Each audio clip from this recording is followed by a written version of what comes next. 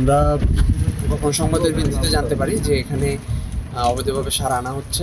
তো আমরা ঘটনাস্থলে এসে সত্যতা পেয়েছি এবং আমরা তাদেরকে সার ব্যবস্থাপনা আইন 2006 অনুসারে আমরা তাদেরকে 30,000 টাকা জরিমানা করেছি এবং উনি যাতে ভবিষ্যতে লক্ষ্মীপুরের কোনো ধরনের কার্যক্রম চালাতে না পারে তার বিরুদ্ধে একটা কার্যকর আইনি ব্যবস্থা নেওয়ার জন্য সংশ্লিষ্ট ডিপার্টমেন্ট, উপজেলা কৃষি অফিস এবং উপজেলা কৃষি অফিসের সংশ্লিষ্ট কর্মকর্তাদেরকে আমি নির্দেশনা দিয়েছি তার বিরুদ্ধে যেন আমরা একটা কার্যকর ব্যবস্থা নিতে পারি।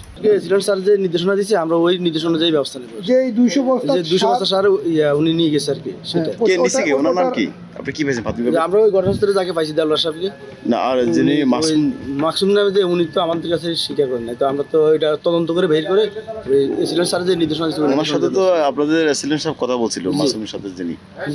এখন স্যার যে নির্দেশনা দিয়েছে আমরা ওই নির্দেশনা অনুযায়ী ওই নির্দেশনা এই সারগুলো যদি আপনারা পান তাহলে এগুলো আপনারা কি করবেন? এগুলো আমরা সরকারি আইন অনুযায়ী যে ব্যবস্থা নেওয়া যায় ওই রকম ব্যবস্থা নিব।